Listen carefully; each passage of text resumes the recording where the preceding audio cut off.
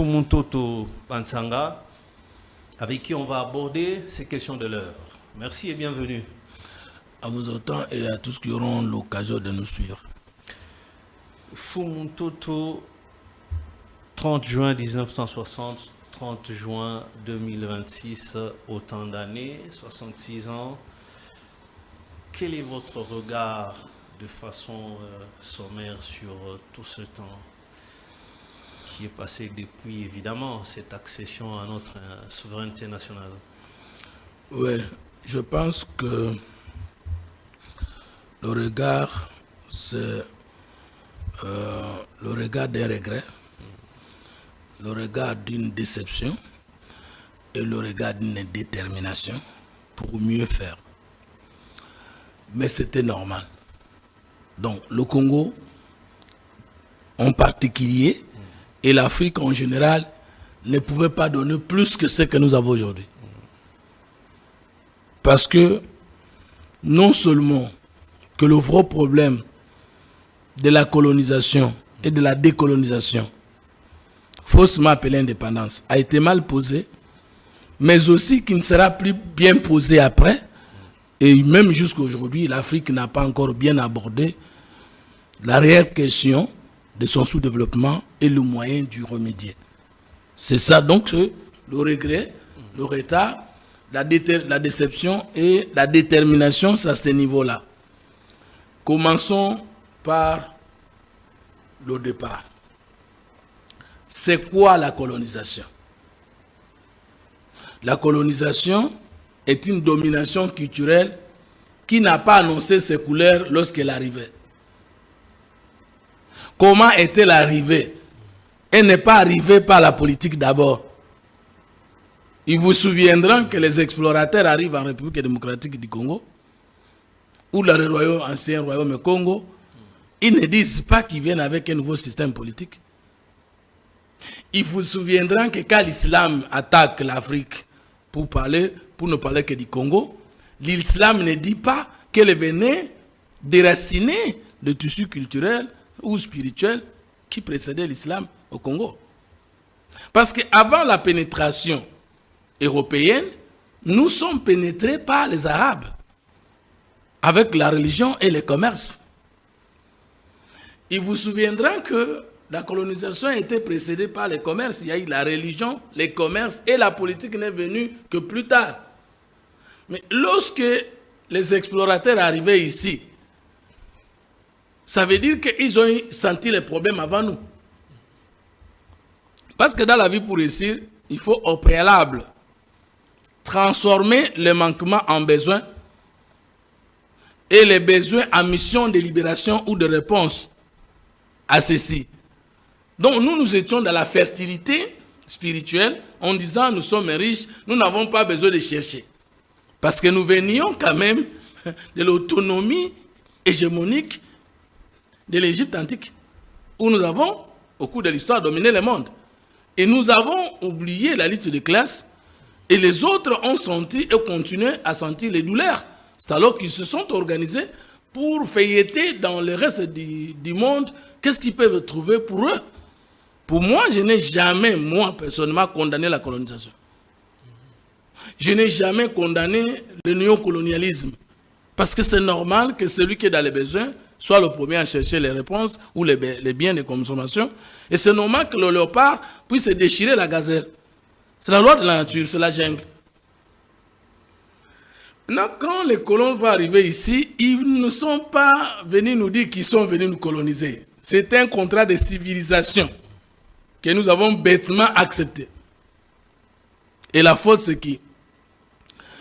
Il faudra aussi que nous puissions dire dans les bilans que la colonisation, ou selon les panafricanistes, les causes historiques et structurelles ne sont que des facteurs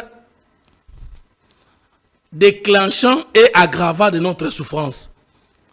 Nous étions déjà en désordre, en désharmonie nous-mêmes à l'interne avant l'arrivée des colons. Parce que s'il n'y avait pas de porte d'entrée dans le bilan, c'est d'abord nous-mêmes, nous avions des problèmes de dysfonctionnement, les problèmes d'abandon, le problème des prédations internes avant l'arrivée du colon. Et ces problèmes avaient déjà installé les malaises avant l'arrivée de la colonisation pour saccager la suprématie de l'Égypte antique qui était déjà en déclin d'elle-même.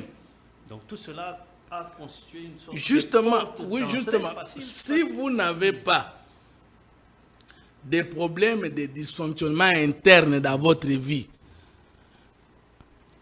vos adversaires et vos ennemis peuvent vous faire la guerre, mais jamais vous achever totalement. Parce que chacun de nous a ceci de grave qui permettent à tous ses adversaires ennemis de l'achever. Ce sont ses propres faiblesses. Parce que l'homme a 3 ennemis, ou a 3 difficultés, ou a 3 faiblesses. Ses propres faiblesses, ses adversaires et ses ennemis. La différence, c'est quoi? Les faiblesses, ce sont les défauts des qualités, ce sont les infirmités, ce sont les erreurs d'ignorance des procédures que vous témoignez vous-même. Les adversaires, ce sont les gens qui sont avec vous en course, qui n'ont pas besoin de vous achever forcément, mais qui ont besoin seulement de vous ravir le prix ou l'objet de la course. Par exemple, nous étions en course avec les Anglais lors du match de 8e finale, de finale, de 16e de finale. Vous allez voir que dans ces matchs-là, nous avons mené avec la première mi-temps et ils n'ont pas pu. Dès l'entame du jeu, justement.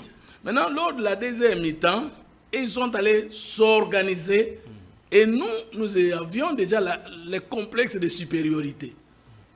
Mais ils avaient les complexes de la détermination pour renverser les choses. Qu'est-ce qui va arriver? Ils vont nous battre. Mais à la fin du match, notre gardien va collaborer, échanger avec le joueur qui lui a battu par 2 buts. Ce sont des adversaires. Ils peuvent même s'échanger des maillots. Oui, Bellingham lui a remis même. Voilà, vous voyez, c'est-à-dire juste après les matchs, on a pris les points. Ça, c'était un adversaire. Comme moi, je suis avec vous dans l'émission ici. On peut être dans un débat dans un débat contradictoire mais personne ne veut tuer l'autre. On veut seulement que sa thèse triomphe et c'est fini. Et après ça, on peut même sortir, aller manger ensemble. Ce sont les adversaires. Mais un ennemi, c'est celui qui, même si vous n'avez rien fait de mal contre lui, il veut vous achever, vous humilier, vous réduire. Anéantir votre existence. Voilà.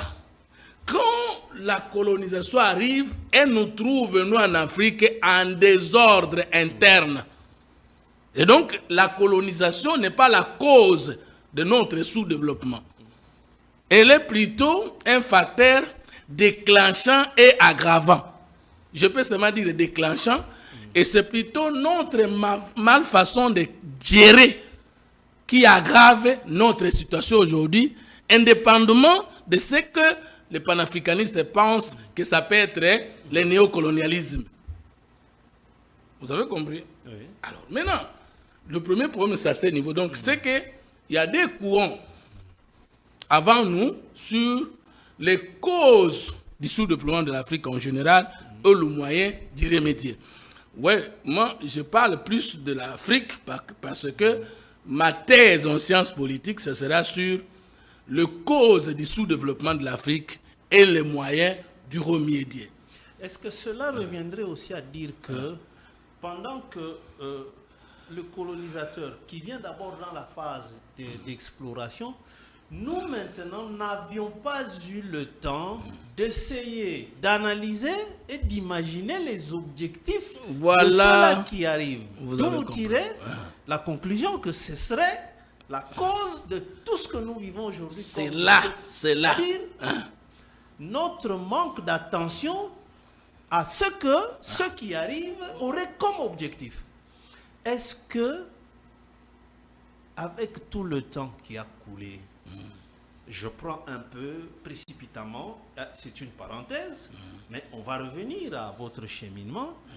Est-ce que dans cette parenthèse que j'ouvre, j'ai toujours l'habitude de poser cette question-là, on a un acteur, pour ne pas le citer Paul Kagame, pendant 30 ans, il agit de la même manière, il procède de la même façon, les mêmes schémas, et arrive pratiquement au même résultat. Cela ne revient-il pas à dire que pendant les 30 ans, nous, en tant que peuple congolais, en tant que nation, nous n'avions jamais cherché à maîtriser comment le même acteur-là fait tout ce qu'il fait et arrive au même résultat pendant que nous sommes dans ce que vous qualifiez de désordre interne. Voilà. Est-ce que ce ne serait pas la même projection? Nous avons établi avec vous, je vais vous donner une bonne réflexion, une bonne illustration. Avant l'arrivée du président Tshisekedi au pouvoir, ça fait plus de 3 décennies que l'Amérique ne voulait pas ouvrir l'œil et les bons sur la question de la mort des Congolais à l'Est. C'est ça, non? Oui. Mais qu'est-ce qui fait que l'Amérique accepte de nous accompagner aujourd'hui? La première réponse qui est émotionnelle, c'est que nous avons bien négocié et nous avons réussi à tourner les regards des États-Unis vers le Congo. Bravo, sur le plan diplomatique. Mais quelle est la visée américaine en venant finalement au Congo? C'est ça la grande question. Vous avez Est-ce compris? que c'est pour sauver Les Congo ou pour l'achever davantage? Vous verrez un principe en relations internationales qui dit la diplomatie est une maison d'armes dans laquelle les États se blessent en blaguant. Parce que diplomatie signifie aussi manière habituelle de savoir mieux cacher ses visées et de proposer plutôt les formes inutiles dans lesquelles on est absent. Nous avons acclamé la démocratie, ou je peux dire la démocratisation de l'Afrique. Mais est-ce que nous avons eu le temps de bien réfléchir sur la démocratisation de l'Afrique? Pendant que le problème n'était pas l'absence du peuple, est-ce que le pouvoir du peuple pouvait être une réponse?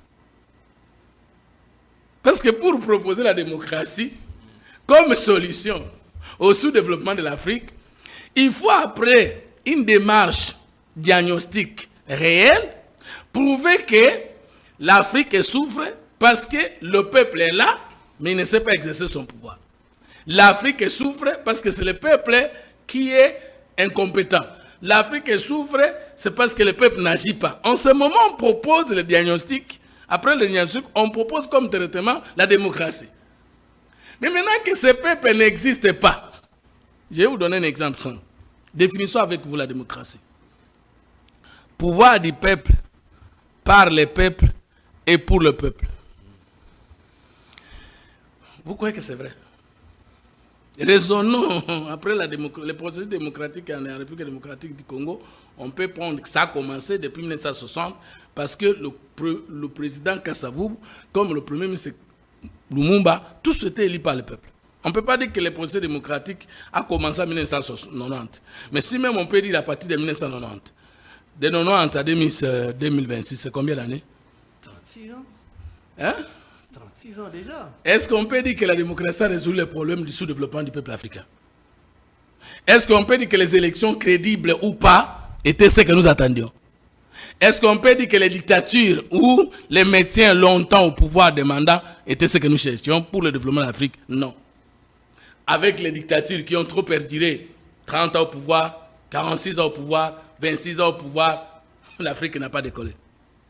Avec les mandats alternés dans des pays où il n'y a pas métier au pouvoir pendant 10 à 15 ans, 20 à 30 ans, l'Afrique ne décolle pas. C'est que lorsque le problème est mal posé, la bonne réponse est mauvaise. Nous avons mal posé le problème. Vous avez compris que vous avez posé la question. Kagame, un seul acteur, fait partir Mobutu par l'AFDEL. Il tue la République parce qu'il tue son président. Lui, il est au pouvoir. Le même Kagame va tuer Mouzé via la prophétie de Mobutu accomplie. Mobutu a dit que mon frère Mouzé Laurent Désiré Kabila découvre, par ma dernière parole, il était à Kingabwa, c'était son dernier discours à la nation, qu'il sache que les mêmes armes qu'ils ont utilisées par lui contre moi tourneront contre lui.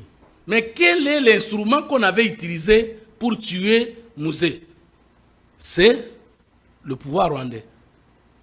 Et quand c'est lorsque l'AFDEL a commis l'imprudence de ne voir que le départ de Mobutu, sans se poser la question de savoir, nous voulons chasser Mobutu par la force.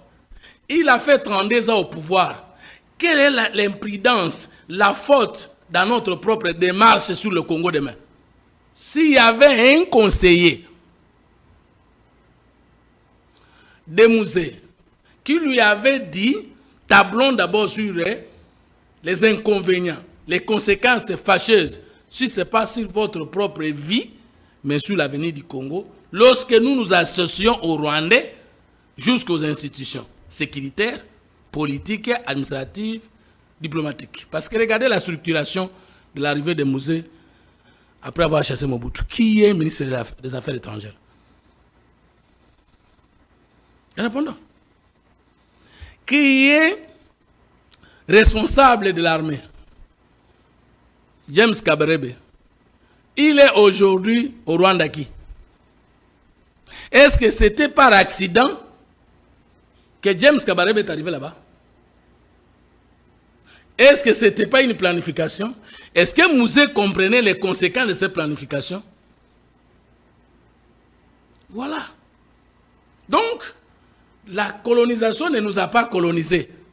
C'est la distraction que nous avions en accueillant les gens sans savoir qu'est-ce qui était derrière leurs pensées. Est-ce que 66 ans plus tard, avions-nous soulevé cette question pour savoir comment élaguer cette distraction pour que prochainement, ça ne puisse pas continuer à nous maintenir dans cet état-là de désorganisation au bénéfice d'un ennemi extérieur? Rentrons un peu avant de répondre à cette pertinente question. Lorsque les pères de la décolonisation, au Congo comme dans le reste des pays de l'Afrique centrale, parce que c'est là que je fais mes recherches, ou de la sous-région aussi, de Grand Lac. De Grand Lac. Lorsqu'ils ont demandé l'indépendance, pour eux, c'était quoi l'indépendance? 1. 2. Est-ce qu'ils ont eu le temps de mettre un état de lieu pour savoir comment la colonisation est-elle finalement arrivée? Pour savoir, il y a eu d'abord la religion de la colonisation, ensuite les commerces de la colonisation, enfin l'école de la colonisation, et la politique de la colonisation n'est arrivée que comme forme. Les pères de l'indépendance n'étaient pas libérés spirituellement contre la religion de la colonisation. Personne d'entre eux n'était libéré scientifiquement contre l'école de la colonisation. Personne d'entre eux n'était libéré politiquement contre le système politique de l'occupation. Parce que la colonisation est spirituelle, scientifique et politique. Je vais dire autrement. Spirituelle, intellectuelle et structurelle. La colonisation comme le néocolonialisme. Prenons les messagers. Aujourd'hui, on voit la réaction de l'Église catholique contre le président Tshisekedi ou l'Union sacrée. Hier, on a vu la même réaction de l'Église catholique, des prélats catholiques contre Kabila. Avant-hier, on a vu la réaction des prélats catholiques contre Mobutu. Bon, quel est ce régime qui a dit, ou cet homme politique qui a dit, je vais arriver au pouvoir au Congo. Mais je vais d'abord comprendre pourquoi l'Église catholique congolaise est toujours comme ça face à un régime. Et toujours après avoir tout bénéficié de ce régime-là. Et je vais même dire toujours pendant qu'ils sont en train de bénéficier. Parce que ce régime ici de Tshisekedi a donné des avantages colossaux aux prélats catholiques qui viennent les restructurer comme ça. Est-ce que nous nous sommes jamais posé la question de savoir, est-ce qu'il n'y a pas une conférence épiscopale au Rwanda? Est-ce qu'il n'y a pas une conférence épiscopale au Congo-Brazzaville?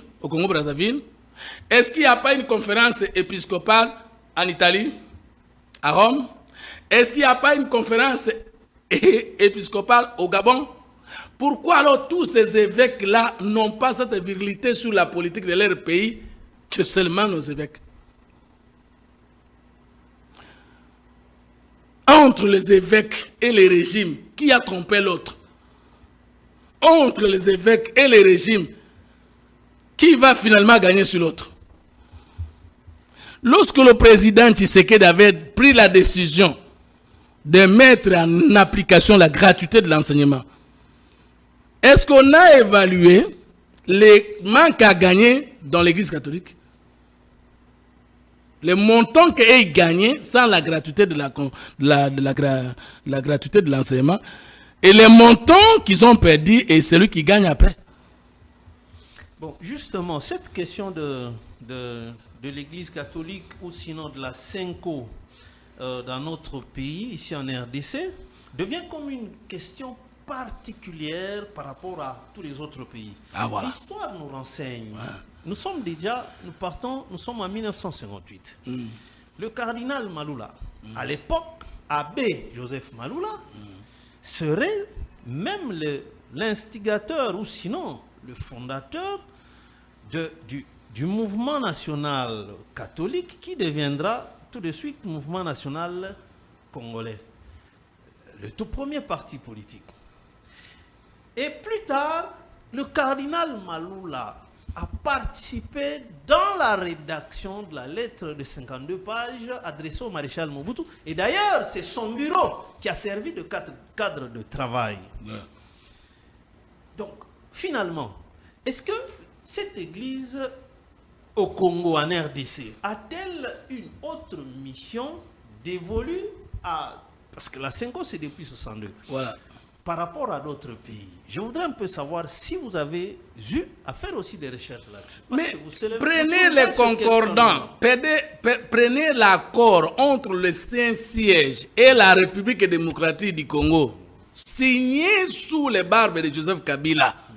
Mais cet accord confirme l'égalité de l'Église catholique et l'État congolais au Congo. Et l'accord n'est pas encore annulé jusqu'à aujourd'hui au nom du principe de la continuité de l'État. Donc, nous, de l'Union sacrée, nous devons continuer à assumer cette égalité. Voilà pourquoi, en tout moment, ils ont toujours un positionnement comme un autre gouvernement. Il va aller très loin. Mais pour que nous soyons colonisés, il y a eu des résistances quand finalement nos ancêtres se sont rendus compte que ces contrats religieux de civilisation, ces contrats commerciaux de civilisation, ces contrats politiques d'aide se déforment et devient un contrat de vassalisation. Mais prenez le discours du roi de Belge accordé aux missionnaires catholiques et protestants. Vous ne voyez pas que l'Église catholique et protestante joue de la même manière, mais avec des stratégies très développées. Mais ils sont ensemble. Bon, maintenant, Fumutoto, à ce niveau-là, je voudrais qu'on essaie un peu d'approfondir certaines choses. Ouais. Je vais soulever deux questions. Je termine après, vous prenez une question. Parce qu'il y a une question pertinente que vous avez posée. Oui. Est-ce qu'aujourd'hui, on a déjà réfléchi sur voilà, ces questions? Justement. N'oublions pas ça. OK. Enseignons nous à croire et nous à raisonner. Qui a permis à l'Occident de tuer les cultes de la raison qui étaient en Afrique et par lequel nous avons érigé des pyramides et nous avons connu l'hégémonie mondiale sur le plan scientifique, sur le plan politique, sur le plan culturel, où les Imhotep, comment on peut accepter aujourd'hui que au serment des médecins, Hippocrate puisse prendre le dessus sur Imhotep, alors que les savants grecs sont venus apprendre en Égypte. À Alexandrie. Ils sont venus apprendre la physique, la philosophie, la mathématique, la médecine. Entre Imhotep, le philosophe, médecin noir, et Hippocrate, qui a enseigné l'autre, qui a été avant l'autre, mais qui nous a aidés à oublier le savant noir, le génie noir, le destin noir, la pensée noire, n'est-ce pas, l'Église catholique et protestante? Est-ce que cette église peut être prête à avoir un nouvel ordre politique qui ne s'agenouille pas devant elle? Est-ce que nous avons réfléchi sur ça? Est-ce que le président Tshisekedi, comme tout autre président de la République d'un pays de l'Afrique, a un conseiller spirituel chargé des questions religieuses dans les profondeurs, dans les chroniques?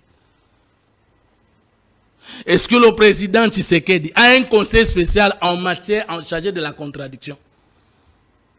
Parce que lorsque vous dirigez, vous devez à l'intérieur de vous-même avoir un groupe de contradicteurs sur tout ce que vous voulez faire. Parce que c'est ce groupe de contradicteurs-là qui va vous faire voir là où vous êtes dans l'erreur. Est-ce que les chefs africains sont-ils déjà à ce niveau-là, moral, spirituel, d'accepter cet exercice de contradiction tant que dans leur tête, le chef est sacré? Non, le chef n'est sacré que dans la forme, dans le fond, le chef n'est pas sacré. Josaphat, à quel âge lorsqu'il devient roi en Israël? 8 ans. Dites-moi qui dirigeait. Il est roi, mais qui dirigeait? Moi, je suis de la famille royale. Lorsque votre père n'a eu qu'un seul fils et que vous avez 15 ans, et que votre père connaît la mort, qui va devenir roi dans ce village-là? C'est son enfant-là de 15 ans. Mais cet enfant, jusqu'à sa maturité, qui va diriger? Un chef puissant, un chef savant, est moins important qu'un chef moyen, mais bien entouré. Vous avez compris ce que je dis?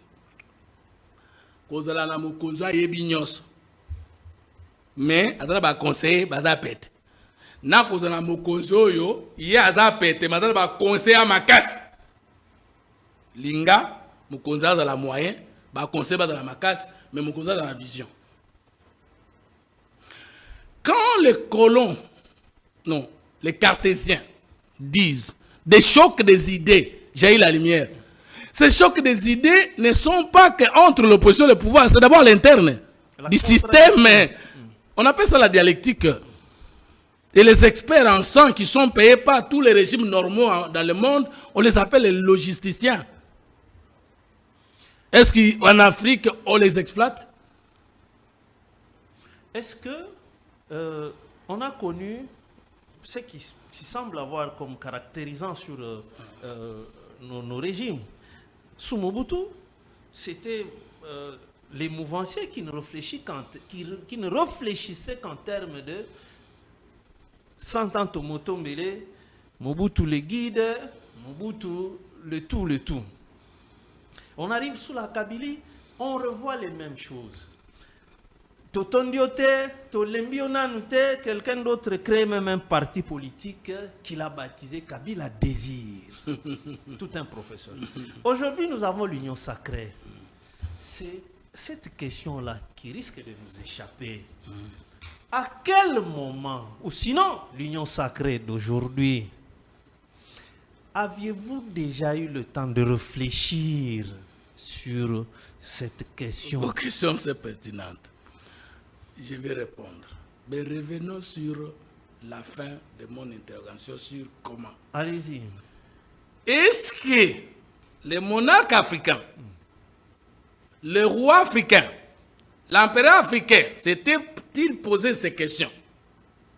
Je suis arrivé au pouvoir quand je n'étais pas encore au pouvoir, qu'est-ce que j'avais promis de mieux faire pour mon peuple? Maintenant que je suis déjà au pouvoir, suis-je sincère devant moi-même? Là, vous êtes maintenant dans les deux approches, minimaliste et maximaliste. J'arrive. Est-ce que il n'y a que des questions dans ce que vous soulevez? C'en est le cas. Nous avons quitté les monarques. Est-ce que ça n'est le cas? J'arrive là. Allez-y. 2. Est-ce que le roi s'est posé la question? Quelle sera la fin de mon mandat? Où serai-je et dans quel état? Ce qui m'entoure, me loue, me chante, me glorifie aujourd'hui. Dans la minute et dans les heures qui suivront la fin de mon fauteuil, ils seront autour de qui? Et quel comportement ils auront vis-à-vis de moi? Qui leur avait servi hier? Est-ce que Mobutu s'était posé la question de savoir, je n'étais pas élu président de la République en 1960. Je n'étais pas élu Premier ministre en 1960. Je n'étais pas non plus l'un des sénateurs ou des députés nationaux ou provinciaux. Par mes propres manœuvres, mon génie, ma sagesse, mon intelligence, j'ai réussi le 24 novembre 1965 à anéantir Kasavubu et les autres. Je suis arrivé au pouvoir. Mais comment est-ce que mon régime prendra fin et moi je serai où? S'était-il posé cette question? Autrement dit, est-ce que vous, les journalistes, vous vous êtes posé la question du sort de vos enfants après votre vie? Mais alors quand vous allez chez nos voisins, les Occidentaux, quelqu'un qui vit fait son testament et le renouvelle chaque fin du mois. Mais chez nous, on vit en oubliant la mort. Quand on est au pouvoir, il y a trois choses. On lit son livre de souvenirs qu'on avait dressé avant d'arriver au pouvoir. 2, on vérifie si on est en train de faire ce qu'on avait promis de faire lorsqu'on arrive au pouvoir. 3, on prépare son départ avant qu'il ne vous arrive. Il faut quitter les choses avant qu'elles ne vous quittent. Est-ce que les dirigeants africains ont des livres de souvenirs? Est-ce que quelqu'un qui ne savait pas qu'il va devenir chef, il doit savoir ce qu'il devait faire?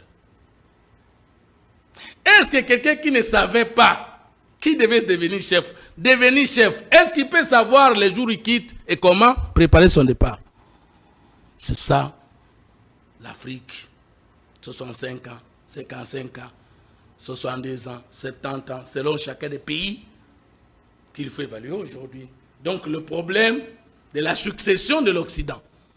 On n'a pas bien posé le problème de l'arrivée de l'Occident. On n'a pas non plus bien posé le problème de son départ.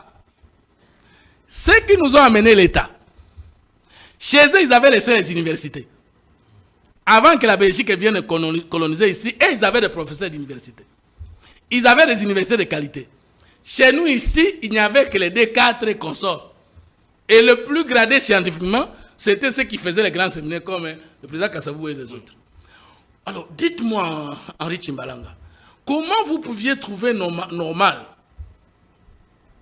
que un universitaire belge en droit, docteur en sciences politiques, docteur en droit, devait être roulé ou compliqué par un normalien père de l'indépendance du Congo?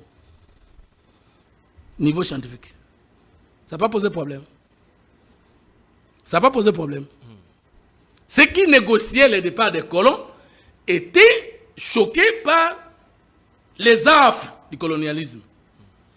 Ils étaient décidés de se débarrasser de cette occupation qui n'a fait que trop perdurer et qui n'a fait qu'entraîner beaucoup de douleurs. Mais est-ce que Kolinga kozala courant nandako et commission ingénieur na makamba courant? Mais tant que Kosimba courant na posa kozala l'autrique. Mais oyebe simbérité. Okufi konate. Notre niveau spirituel. Patrice Emery Lumumba, il priait où? Avant de se révolter contre les colons. Et pendant qu'il se révolte, il prie où? Vous pensez que c'était possible d'attaquer Léopold II ou son gouverneur et d'aller faire la confession chez les prêtres catholiques? Mais les prêtres catholiques et Léopold II, c'est la même personne. Allez en Belgique. Où sont enterrés les rois belges? Dans quelle église? Je suis allé dans la commune de Mons. J'ai trouvé l'effigie de Léopold II dans 4 églises, pembé de 40 églises. Je me suis posé la question, mais pourquoi ça? Lui, il était homme politique. Ici, c'est l'église. C'est quoi? Mais monsieur, qu'est-ce que tu ne comprends pas? Mais ces gens-là, c'est missionnaires protestants catholiques qui les avaient envoyés au Congo. Patrice, c'est l'appellation dans quelle langue? Patrice Disankourou. Est-ce que vous connaissez quelqu'un d'Isankourou qui s'appelle culturellement Patrice? Le code pénal congolais interdit, avec l'authenticité, de surnommer, de nommer un Congolais un nom qui ne provient pas du patrimoine culturel congolais après le service de baptême. Vous êtes Henri depuis quand? Qui est votre ancêtre qui arrive? Dites-moi que vous étiez décolonisé le 30 juin 1960. Parlons de l'État.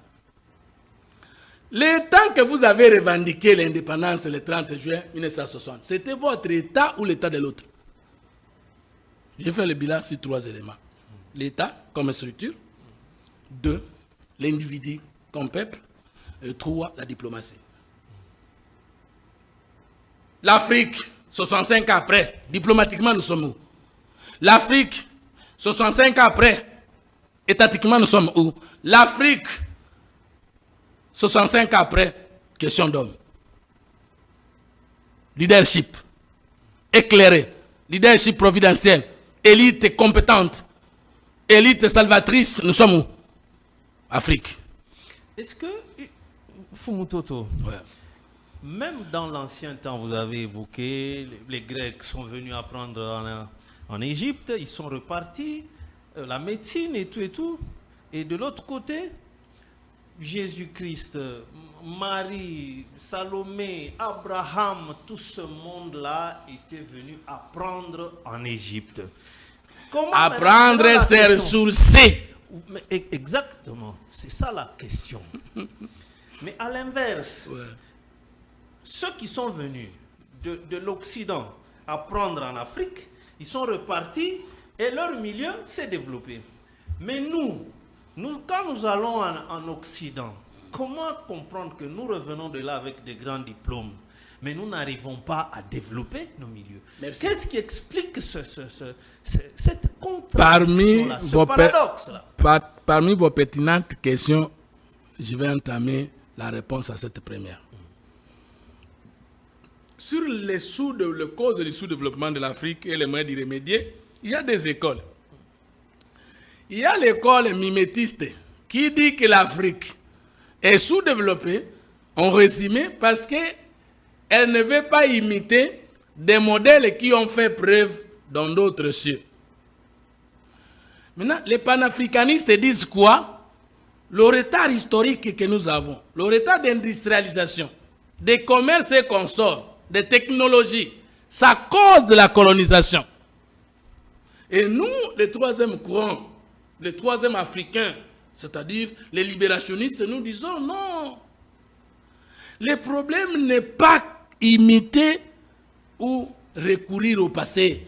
Le problème c'est, et ils sont venus chercher des réponses à leurs problèmes. Mais nous sommes venus en Occident, nous sommes allés en Occident, nous avons fui nos problèmes.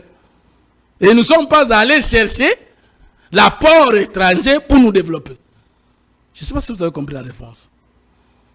Vous dites que eux sont venus Ils ont bien posé pour chez chercher eux. des solutions à leurs problèmes. Voilà. Mais nous fouillons nos problèmes Pour chercher des solutions chez eux. Et maintenant, Je vais dire autrement. voilà. La vie appartient à ceux qui ont pensé avant. La vie appartient à ceux qui se sont donné la mission de chercher avant. La vie appartient à ceux qui ont trouvé ce qu'ils cherchaient avant. La vie appartient à ceux qui ont inventé avant. La vie appartient à ceux qui ont organisé leur société, même spirituellement avant. Sur les 5 piliers de l'existence d'un peuple et du développement intégral ou triadique d'un peuple, pensez, est-ce que les Africains ont des pensées autonomes? Quel est le socle spirituel, intellectuel et structural de l'Union africaine? 0. C'était l'Organisation pour l'Union africaine. Maintenant, quand les Européens ont changé, ils ont mis l'Union européenne et ils ont copié, il y a. Ça devient l'Union africaine. Dites-moi, qu'est-ce qu'il y a de contenu dans toutes les organisations sous-régionales de l'Afrique? Qu'est-ce qu'il y a de contenu concret, culturel, politique, structural ou même structurel dans les organisations internationales régionales de l'Afrique? Rien. Ce sont des séances. Je me réserve les mots. Quelle est la pensée politique africaine? Quelle est la pensée politique congolaise? Qui est en train de guider et l'opposition et le pouvoir? Elle est où? Elle a été élaborée par qui? Tous les Chinois connaissent les penseurs chinois qui a tracé le chemin de la Chine. Il n'était pas chef de l'État. Jean-Jacques Rousseau en France, il a été ministre, il a été chef de l'État, mais il est reconnu parmi les hommes providentiels en France pour avoir amené des modèles, des schémas de pensée. Mais au Congo qu'il a fait, et en Afrique. Voilà le problème. Je vous ai pris l'État. Faisons le bilan de l'État. Le Congo, 1879, Association internationale du Congo. C'est un individu, Léopold II, qui crée un pays et que c'est une association. Maintenant, 1885, le 1er juillet, c'est l'existence politique pour la première fois de ce que nous allons appeler État indépendant du Congo. Comment un État qui est né, qui est créé par un autre peut être appelé indépendant? Nous sommes morts d'abord par la dénomination État indépendant du Congo. Mais vous savez pourquoi nous sommes appelés le 1er juillet 1885 État indépendant? Ça veut dire un marché à ciel ouvert où toute puissance étrangère internationale est libre de faire le commerce, de faire les affaires, d'utiliser les eaux, et de tout faire. Personne n'a le droit d'interdire. Et c'est ça l'État indépendant du Congo. C'est-à-dire qu'il n'y a aucune puissance qui peut interdire l'exploitation à une autre. Mais regardez, M. Henry, nous fêtons le 30 juin 1960. Mais pourquoi est-ce que nous ne fêtons pas le 1er juillet de chaque année? Parce que c'est au 1er juillet que nous existons un État pour la première fois. Nous sommes même inconscients de l'existence de notre État, de sa date, de la date de l'existence de notre État. Maintenant, prenons. En 1985, le 18 octobre 1909, il vous souviendra que cet État qui était créé le 1er juillet 1885, déclaré indépendant, devient la colonie de la Belgique.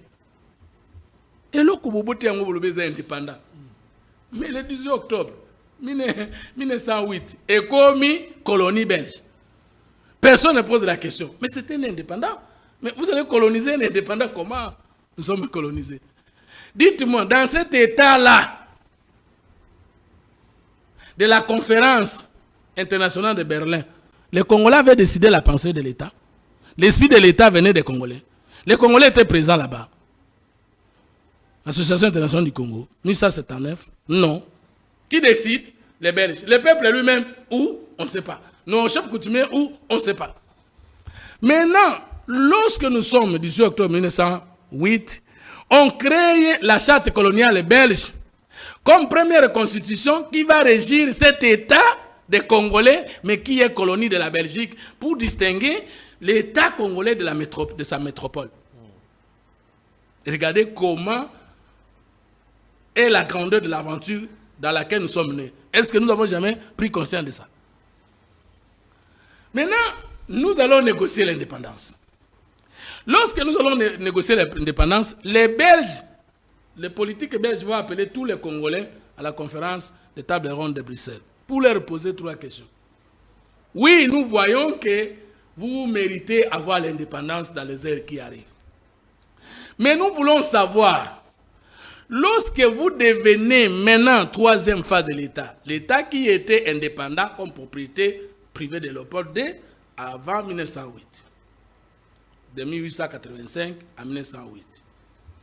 L'État qui devient propriété colonie de la Belgique de 1908 jusqu'à 1959. Vous voulez l'avoir aujourd'hui comme État en 3e phase des Congolais. La première chose, c'est de savoir que l'État que vous voulez récupérer là, c'est le Konabinote. Vous savez qu'il y a un côté, Bako Konabino Batika qui a un côté, Babel, je n'ai pas ça, qui a un bon intérêt dans Bango. En même temps, là, nous avons combien d'États? 3 États. L'État normal que l'Occident avait laissé chez lui, ce n'est pas cet État qu'il a importé ici lorsqu'il est venu à la colonisation. Il a amené un État des affaires qui avait la forme d'un État, mais qui n'avait pas l'esprit de l'État. L'État réel est resté là-bas. Ils ont créé un autre type d'État pour l'exploitation. Est-ce que dans ce concept-là, Fumutoto, est-ce que ces gens-là ou l'Occident nous entend-il de cette oreille dont nous nous revendiquons être souverains de cet État? Non, il se moque de nous. Quand nous disons nous sommes un État indépendant, vous devez apprendre à nous respecter. Et disent, mais respecter qui? Qui n'a créé ni gilette, ni aiguille, ni veste, ni rien, qui n'aime pas son peuple, qui vole l'argent de son peuple, venir cacher ici et vous respecter. Donc, banana yo, bazaba chèque na quartier, voisin no yo, oya boko la banane bien, à respecter yo. Est-ce que vous parlez dans la langue de l'autre avec vos sujets? Tovandi na Congo boye, ba konzila miso to sona bango na français. Maintenant quand Macron nous regarde, il dit quoi? C'est notre langue que nous avons imposée chez eux. Mais où est le son de Swahili, de Lingala? Quand nous allons à un autre pays voisin, c'est l'anglais. Et les Américains regardent au Nigérian, regardent au Rwanda, c'est l'anglais. Et ensuite, ils prennent le Congolais et leur donnent les armes pour combattre contre leur pouvoir. Et entre-temps, ce sont les Congolais qui meurent. Maintenant, lorsque Mouto Simbiso Manduki, et puis il faut apprendre à me respecter. Et est-ce qu'il te trouve normal?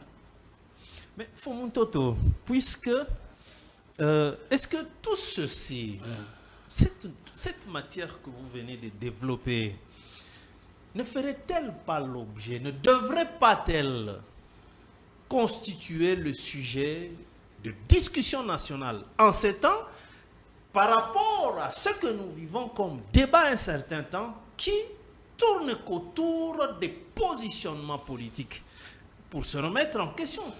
Nous venons d'où? Nous allons où? Et d'où nous viennent toutes ces difficultés? Maintenant, nous sommes sur l'État. Je vais revenir à cette question.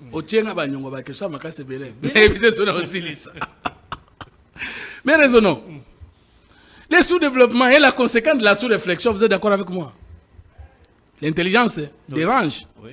C'est ça.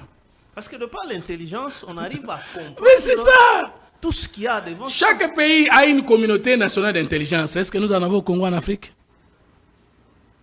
Mais qu'est-ce que vous proposez dans l'Union sacrée, là où il y a des trous, tout ça, ce sont des grosses lacunes dans la République. Je suis en train de parler, pas comme politicien ici, je suis en train d'intervenir sur le bilan de 65 à 66 ans de l'indépendance, non seulement au Congo, mais en Afrique, comme politologue, chercheur en système politique alternatif pour l'Afrique. Et je rappelle ici qu'il y a 15 ou 14 ans, sur mon plateau à l'école de la citoyenneté, on avait débattu presque plus d'une semaine avec vous sur le sujet.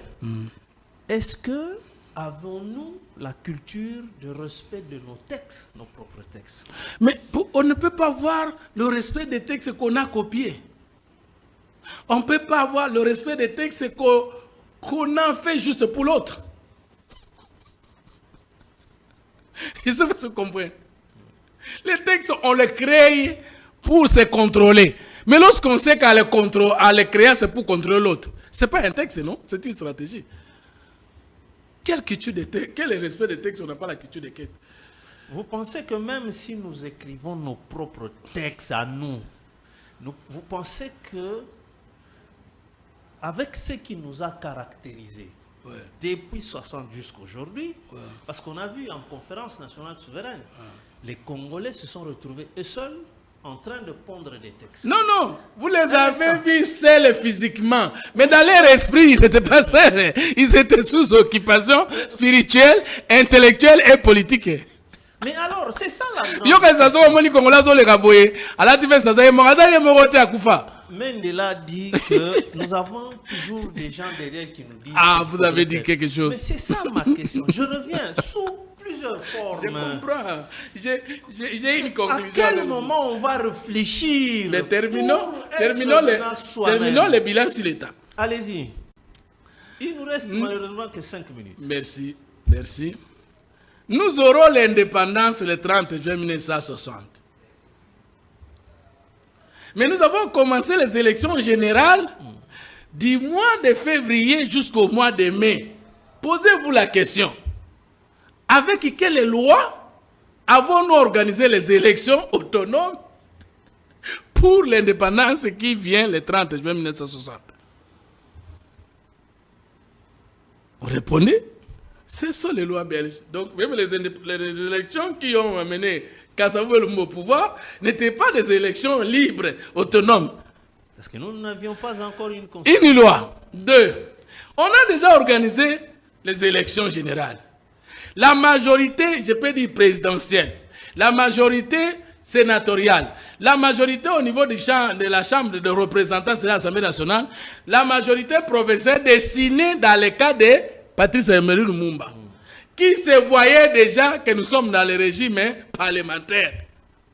Parce que lorsqu'on lui a proposé de prendre la fonction du président chef du président de la République, lui, comme il pensait que le régime sera parlementaire et qu'il est majoritaire au Parlement, donc ça ne lui fera rien. Alors qu'il ne savait pas que les Belges n'étaient pas contents de son ascension. Qu'est-ce qu'on va faire? On va dans la précipitation créer, battre une loi de précipitation qu'on va appeler la loi fondamentale belge du 19 mai 1960, soit à 41 jours, comment, du jour de l'indépendance, et que le contenu de la loi fondamentale va dépouiller Lumumba de tous les pouvoirs qu'il avait pendant les élections, et que le Premier ministre ne savait pas qu'il n'avait plus de pouvoir. Allez lire l'article 5 de cette loi. Vous parlez de l'Église catholique. Mais est-ce que vous oubliez que dans la charte coloniale belge, l'Église catholique avait une pondération de reconnaissance pour tout ce qu'elle a fait au Congo en faveur des Belges? Et qu'aujourd'hui au Congo, l'Église catholique n'a pas jamais accepté un président qui ne lui donne pas le statut consultatif. Est-ce que nous avons eu le temps de poser la question, savoir, pour l'Église catholique, elle a moni salikamba Congo comme il y a eu. Est-ce qu'il y a un privilège dans le passé? Article 5, il y a la loi fondamentale belge, allez lire. Est-ce que nous avons le temps de lire? Est-ce que les acteurs politiques congolais se documentent? Parce que pour être fort et donner l'alternative pour son peuple, un homme d'État doit avoir 3 consciences. La conscience généalogique de l'existence, où nous avons la transmission politique. Nous, on est sous la transmission politique, on n'a pas de transmission politique. On n'a pas d'héritage politique. On n'a pas d'ascendance ni de descendance politique. Pour preuve, Mobutu a succédé à qui? Le président Kassavou a succédé à qui devait lui donner les conseils sages d'avoir géré très bien le Congo. Lui, il a succédé à l'Occident. Mobutu l'a tué. Mouzé a tué Mobutu. Joseph Kabila a chassé Mouzé. Et Joseph Kabila est devenu rebelle sous Tshisekedi et il est condamné à mort. Mais Tshisekedi a succédé à Joseph Kabila de la plus belle manière. Non, c'est la seule occasion que nous devrions pour la première fois avoir la conscience généalogique. Malheureusement, Joseph Kabila, selon moi, se croyait encore président, même si Tshisekedi est déjà au pouvoir, et voulait que lui soit le président réel et que Tshisekedi soit un président formel. À tel point qu'il n'a pas pu supporter son statut du président avec honoraire, il s'est fait rebelle. Fumutoto, Vatican a un siège. Je peux terminer. Allez-y. Première conscience. Oui. Nous n'en avons pas. Deuxième conscience, la conscience missiologique. Votre mission succède à celle de qui avant vous, et vous préparez la fête de votre mission au profit de quel profil d'homme après vous. Joseph Kabila était président d'un parti politique ou initiateur d'un parti politique. Mais regardez, après avoir été au pouvoir, pour lui, il n'y a que lui qui peut présider toutes les réunions liées au leadership politique, au PPRD et alliés. Comme pour dire que dans ce parti politique de Joseph Kabila, il n'y a personne qui peut avoir l'étoffe du président de la République. L'impère est disparu après. C'est ce que vous dites encore c'est ce qui se dit encore à la majorité. Comment trouvez-vous les Congolais un ministre en fonction Félix Antoine. Mais c'est grave. Mais c'est grave. Alors, mais le président Tshisekedi ne fera pas 100 ans sur la terre. Même s'il peut faire 100 ans sur la terre. Mais est-ce que ce sera des 100 ans d'activité politique? D'énergie politique, voilà, vous me complétez. Maintenant, est-ce que le président Tshisekedi, même s'il va quitter le pouvoir après 30 ans, mais il doit connaître sur 5 personnes ou 10 personnes, et savoir le profil, même s'il ne connaît pas physiquement tel, mais il doit savoir que mon pays ici, par rapport au moment où, au niveau où je l'ai trouvé, où je dois le laisser dans tel état, mais voici le profil d'homme. Et je souhaite qu'il soit déjà connu.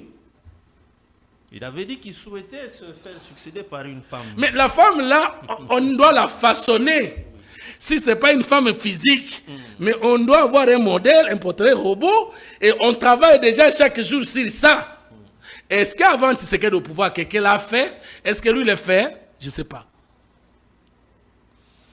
Est-ce que vous avez compris que le défi est énorme en ce qui concerne les types d'hommes? Qui a lutté contre les colons, le type d'homme qui a succédé aux colons et le type d'homme qui va relever aujourd'hui les défis. Malheureusement, l'émission s'arrête là et je pense que la semaine prochaine, déjà, je vous préviens que je serai dans l'obligation, parce que cette émission va soulever beaucoup de questionnements par du public et on ne l'a pas interrompu, mais c'est le timing. La télévision, c'est aussi le temps. Lui, c'est un ancien de la télé, il connaît ce que c'est que la grille des programmes. Mais je vous promets qu'il va revenir la semaine prochaine pour continuer d'abord qu'on épuise cet élan, puisqu'on n'en a pas fini avec ce bilan. C'est vraiment dimensionné et c'est très important. Et les questions sont restées en suspense, mais ça va revenir. Merci d'avoir été là, Fumutoto, en dépit de votre agenda surchargé.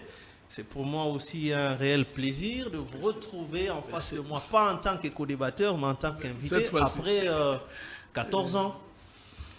Et nous disons merci à tous ceux qui vont sacrifier ou qui sacrifient souvent leur temps à nous suivre.